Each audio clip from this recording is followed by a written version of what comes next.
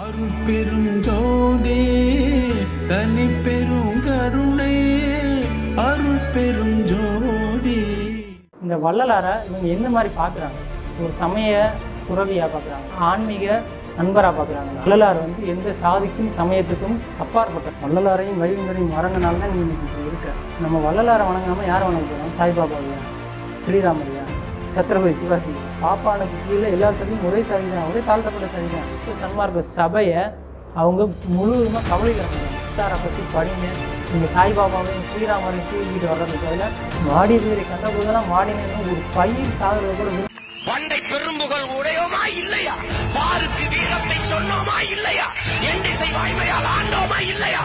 எங்களுக்கு இங்குற்ற நாய்களால் தொல்லையா? எந்திசை உறவுகளுக்கு அன்பு வணக்கம்.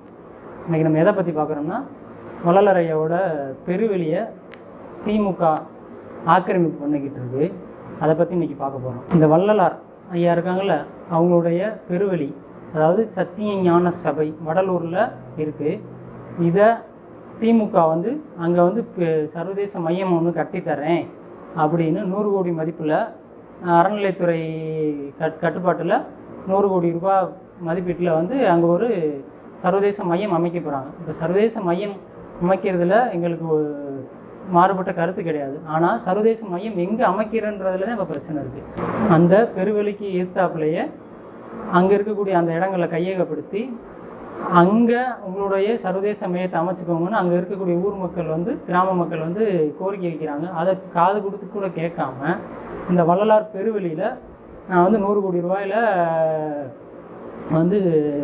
சர்வதேச மையம் கட்டித்தரப்போகிறேன் அப்படின்னு இந்த திராவிடர் இயக்கம் சொல்லியிருக்கு. திமுக எல்லா இடங்கள்லையும் அவங்களுக்கு 200 ஆண்டு விழா கொண்டாடினாங்க. அதுக்கு எதிரணியாக இருக்கக்கூடிய பாரதிய ஜனதா கட்சி அவங்களுடைய ஆளுநர் மாளிகைக்குள்ளே வள்ளலாருக்கு ஒரு சிலை வச்சாங்க. பாராட்டப்படக்கூடிய செய்தி தான். ஏன்னா வள்ளலாருக்கு சிலை வைக்கிறதும் எல்லாமே. ஆனால் இந்த வள்ளலாரை இவங்க எந்த மாதிரி பார்க்குறாங்க? ஒரு சமய துறவியாக பார்க்குறாங்களா, ஆன்மீக நண்பராக பார்க்குறாங்களா? ஆனால் வள்ளலார்ன்றவர் மாறுபட்ட ஒருத்தர். சைவ சமய சித்தாந்த மத சாதிய பாகுபாடுகளுக்கு அப்பாற்பட்டவர். ஒரு துறவி எல்லாம் அடுப்பு எரிக்கக்கூடாதுன்றது வரைமுறை. ஆனால் இவர் பசியால் வாடின மனிதர்களுக்கு உணவளிக்கிறக்காண்டி அடுப்பு ஏற்றினார்.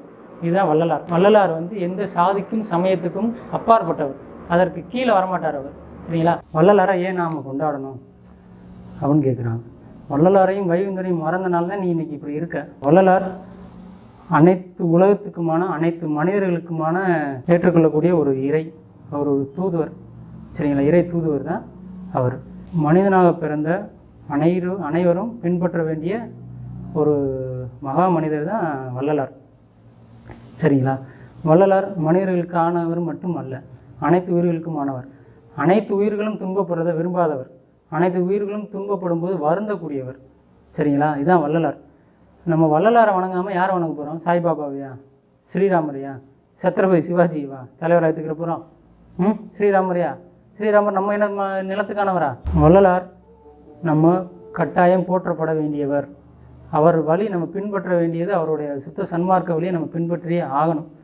சரிங்களா? இந்த சுத்த சன்மார்க்கம் தான் நம்மளை மனிதனாக வாழ வைக்கும். அனைத்து உயிர்களுக்குமான உயிர் இறக்கத்தை சொல்லிக் கொடுத்த அந்த சுத்த சன்மார்க்கத்தை நம்ம பின்பற்றி ஆகணும். சரிங்களா? நம்ம வேறு எதை பின்பற்ற போகிறோம்? கோயிலில் போய் 108 மந்திரம் சொல்கிறதுனால எந்த மாற்றமும் நிகழாது.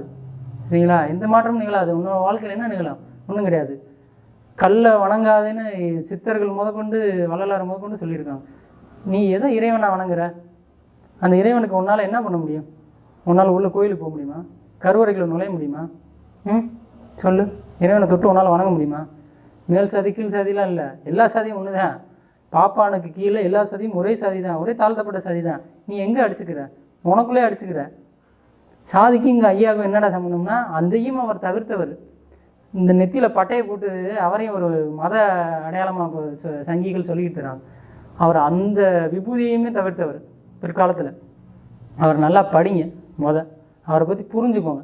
அதுக்கப்புறம் அவருக்கு சர்வதேச மையம் அமைக்கிறத பற்றி பேசலாம். சரிங்களா? அவரை பற்றி எதையும் படிக்கிறது இல்லை. சாதாரண மக்களுக்கும் அவரை பற்றி படிக்கிறது இல்லை, ஒன்றும் படிக்கிறது இல்லை. சாய்பாபா கோயிலுக்கு போக வேண்டியது வெள்ளிக்கிழமை வியாழக்கிழமை ஆனோடனே போய் பொங்கச்சோரையும் புளியோதரையும் வாங்கி தின்னுட்டு வந்துடுறது. உனக்கு தேவையில்லாத சுமைகளை நீ தூக்கி சுமந்துக்கிட்டு இருக்க, எது தேவை உனக்கு? இந்த வள்ளலார் பெருவெளியை காக்கிறது நம்முடைய அனைவருடைய ஒப்பற்ற கடமை. அவர் ஏற்றி வைத்த நெருப்பு இன்ன வரைக்கும் எரிஞ்சுக்கிட்டு இருக்கு. எதுக்காண்டி? எந்த உயிரும் பசியோட படுக்கக்கூடாதுன்னு அவருடைய தியாகம். அவர் உருவாக்குன சத்திய ஞான சபை இருக்குல்ல, அந்த சத்திய ஞான சபையில் 7 திரை இருக்குது. அந்த 7 திரையும் தைப்பூசத்தன்னைக்கு திறக்கப்படும். அந்த விழாவன்னைக்கு உலகம் ஃபுல்லாக இருக்கக்கூடிய எல்லா மக்களும் அங்கே வந்து அந்த 7 திரை காட்சியும் பார்ப்பாங்க. சுத்த சன்மார்க்க சபை. அந்த பெருவெளியில் அண்டம் எப்படி ஒரு கோள்களை சுற்றி எப்படி பெருவெளி அண்டம் இருக்கோ அதே தத்துவத்தில் தான் இங்கே வள்ளலார் ஐயா சொல்லக்கூடிய இந்த பெருவெளியும் நல்லா உள்வாங்கிக்கிறணும். வள்ளலாருடைய இந்த பெருவெளி ஏன் நம்ம அந்த இடத்துல கட்டடங்கள் கட்டக்கூடாது அப்படின்றதுக்கு இதுதான். வள்ளலார் ஐயாவே அவருடைய உரைநடையில் இங்கே விவசாயம் கூட பண்ணக்கூடாது, மக்கள் இங்கே விவசாயம் பண்ணலாம்னு சொன்னாங்க. அந்த விவசாயம் கூட பண்ணக்கூடாதுன்னு அதை எதிர்த்தார். அங்கே பெருவெளியாகத்தான் இருக்கணும்னு சொன்னார். இந்த பெருவெளியில் இன்றைக்கி திமுக இந்த சத்திய ஞான சபை இருக்கக்கூடிய அந்த இடங்களில் திமுக வந்து சர்வதேச மையம் அமைக்கிறதுன்றது யாருக்காக? இந்த வள்ளலார் ஐயாவை கொண்டு போகிறதுக்காக. இந்த சுத்த சன்மார்க்க சபையை அவங்க முழுவதுமாக கபலீகரம் பண்ணணும். இன்றைக்கி எப்படி அறநிலைத்துறை கீழே இருக்கக்கூடிய கோயில்கள் பூரா துண்டுச்சிட்டு, அதாவது 10 ரூபா 20 ரூபா காணிக்கை 100 சிறப்பு காணிக்கை நுழைச்சிட்டு இருக்கோ, அந்த மாதிரி இந்த வள்ளலார் சபையையும் இந்த சுத்த சன்மார்க்க சபையிலையும் சீட்டு போட்டு இதை ஒரு வியாபார தலமாக, எப்படி கோயில் இன்றைக்கி வியாபார தலமாக மாறிடுச்சோ அதே மாதிரி இந்த சுத்த சன்மார்க்க சபையும் வியாபார தலமாக மாற்றுறதுக்காக இந்த வேலையை பார்த்துக்கிட்டு இருக்காங்க. இந்த கட்டுமான பணிகளுக்கு எதிராக இப்போ 2 தினங்களுக்கு முன்னாடி போராடின மக்களை வந்து என்ன பண்ணியிருக்காங்கன்னா கைது பண்ணியிருக்காங்க காவல்துறை. இந்த இடம் வள்ளலார் ஐயாட்ட பார்வதிபுரம்ன்ற மக்கள் கொடுத்து 157 ஆண்டுகள் ஆயிடுச்சு. அவ்வளோ வரலாற்று சிறப்புமிக்க இடம். அந்த மக்கள் தானமாக கொடுத்தாங்க. அந்த பார்வதிபுரம் மக்கள் வந்து வள்ளலார் ஐயாவுக்கு இந்த சுத்த சன்மார்க்க சபை அமைக்கிறதுக்காண்டி தானமாக கொடுத்த இடம் தான் இந்த பெருவெளி. நீயும் இதுக்கு அறநிலைத்துறை இந்த கோயிலில் என்ன நடக்குதோ அதே இது செயல்பாடை நீங்கள் கொண்டு வரேன்னு நினைக்கிறேன். அங்கே அந்த மாதிரியான எந்த கட்டணங்களும் கிடையாது, யார் வேணாலும் போகலாம். வள்ளலார் ஐயா அவர் தங்குறதுக்கு கூட அங்கே ஒரு இடம் அவருக்குன்னு தனியாக ஒரு குடில் கூட அமைச்சுக்கிறல. இதுதான் உண்மை, சரிங்களா? அவர் அந்த சத்திய ஞான சபைக்குள்ளே தான் தங்கினார். அவரே தனியான ஒரு இடம் அவர் அமைச்சுக்கிறல அப்படின்னா அவர் எவ்வளோ அந்த பெருவெளியை எவ்வளோ காக்கணும்னு அவரோட எண்ணத்தில் இருந்திருக்கும். அந்த பெருவெளியோட அவசியம் அவருக்கு தெரிஞ்சிருக்கு. இன்னைக்கு சர்வதேச மையம் நான் அமைக்கிறேன்னு நீ வந்து தூக்கிக்கிட்டு வரையில, இது எவ்வளோ கண்டிக்கப்பட வேண்டிய ஒன்று. 11ஆம் தேதி நாம் தமிழர் கட்சியோட தலைமை ஒருங்கிணைப்பாளர் சீமான் வந்து இந்த மக்களுடைய கைதுக்கு வந்து கண்டனம் தெரிவிச்சிருக்காரு. இந்த சத்திய ஞான சபையில் சர்வதேச மையம் அமைக்கிறதுக்கு யார் முன்னாடி வேலை பார்த்துக்கிறதுனா ஏபிஜே என்ற இளங்கோன்ற ஒருத்தர் தான் அதை மும்முரமாக திமுகக்காரு அவர் வேலை பார்த்துக்கிருக்காரு. அங்கே அந்த பார்வதிபுரம் மக்கள் போராடிக்கிருக்காங்க. கைது பண்ணுறீங்க உங்களுடைய காவல்துறையை வச்சு. இது கட்டாயம் தவிர்க்கப்பட வேண்டிய ஒன்று. இது மக்களுக்கு விரோதமான ஒன்று. சத்திய ஞான சபை அந்த பெருவெளியாக விடணும். இதுதான் நாங்கள் வைக்கிற கோரிக்கை. எந்திசை ஊடகம் மூலமாகவும் பல கோடி தமிழ் மக்களின் மூலமாகவும் நான் உங்களுக்கு கோரிக்கையாக வைக்கிறேன். அதுபோக வள்ளலாரை பற்றி படிங்க. இங்கே சாய்பாபாவையும் ஸ்ரீராமரையும் தூக்கிக்கிட்டு வர்றதுக்கு பதிலாக இந்த மக்கள் தமிழ் மக்கள் வந்து ஆன்மீகத்தில் ரொம்ப கேவலமாக இருக்கீங்க. எது ஆன்மீக பயணமே உங்களுக்கு தெரியலை. யாரை கொண்டாடணும் யாரை தூக்கணுன்றது தெரியலை. சாய்பாபா அன்னைக்கு வந்து சாய்பாபாவையும் ஸ்ரீராமரையும் நீங்கள் தூக்கியிருக்கீங்க. வள்ளலாரை ஏன் கொண்டாடவே இல்லை? அவர் சாதிக்கான தலைவரா, மதத்துக்கான தலைவரா, ஒரு சமயத்துக்கான தலைவர் கிடையாது. அவர் அனைத்திற்கும் அப்பாற்பட்டவர். இறைவனை ஜோதியாக பெருஞ்சோதியாக காண முடியும்னு புதிய கொள்கையை முன் வச்சவர், பெரிய தத்துவத்தை வச்சவர், பெரிய தத்துவ ஞானி, பெரிய துறவி. வாடி பயிரை கண்ட போதெல்லாம் வாடினேன்னு ஒரு பயிர் சாகிறது கூட விரும்பாத ஒரு பெரிய சுத்த சன்மார்க்க யோகி. அவரை நீங்கள் என்ன நினைக்கிறீங்க? அவர் வணங்கவே சொல்லலை. அவர் இறைவனை அற்பெரும் ஜோதியாக காணுங்கன்னு தான் சொல்லி கொடுத்தாரு, சரிங்களா? இன்றைக்கி நான் அவரை இறைவனாக வணங்கவும் சொல்லலை. ஆனால் அந்த ஞானியை அந்த யோகியை நம்ம கொண்டாட வேணாமா? நம்மளுடைய அடுத்த சந்ததியை கொண்டு போக வேணாமா? இது நம்மளோட தார்மீக கடமை இல்லையா? ஒவ்வொரு மனிதனுக்குமான தார்மீக கடமை இல்லையா?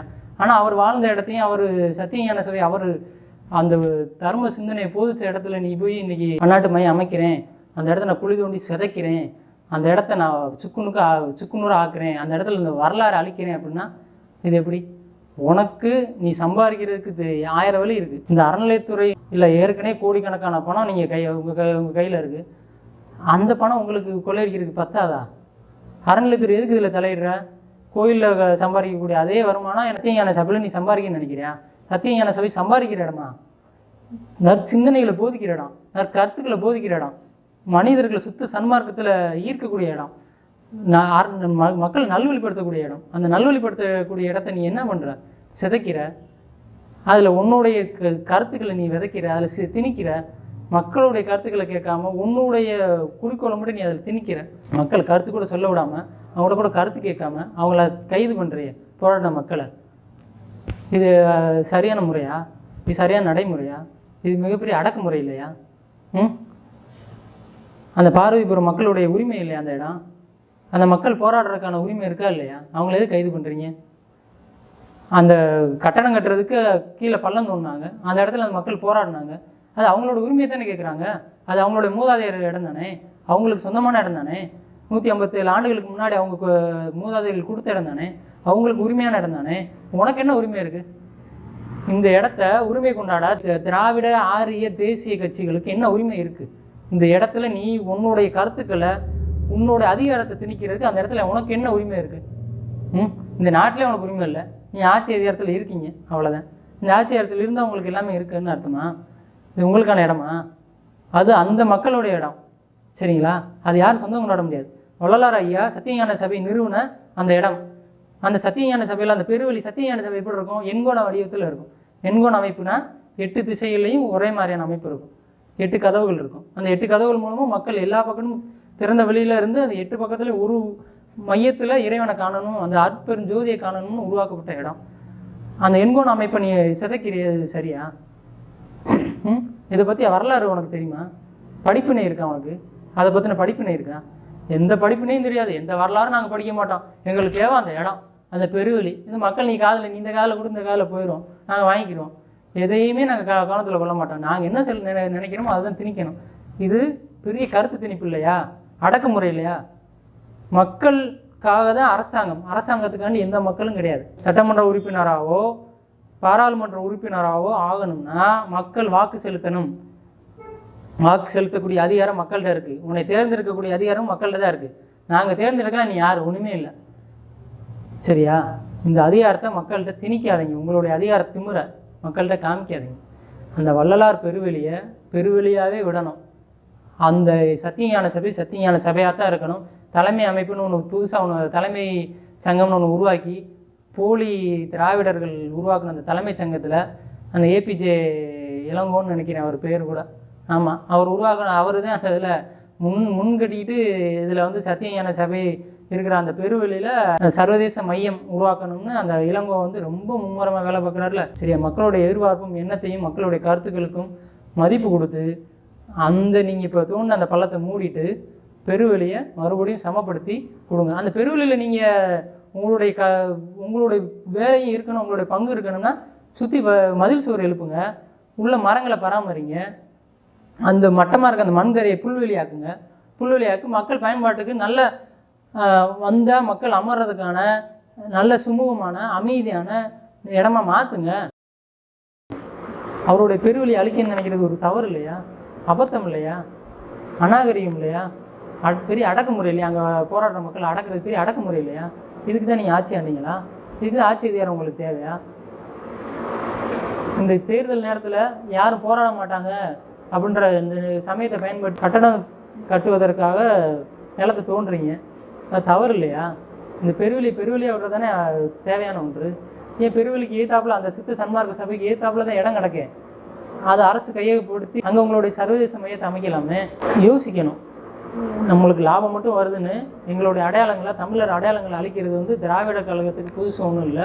திமுக திராவிடர் இப்படி இருந்தாங்கன்னா இங்கே ஆரியம் அதுக்கு மேலே இருக்கான். சாதியும் மதத்தையும் தூக்கிக்கிட்டு வந்து மக்களை பிளவுபடுத்தி அதன் மூலம் அவனுடைய அரசியல் செய்கிறான். உங்களுடைய அரசியல் இவ்வளோ தானா?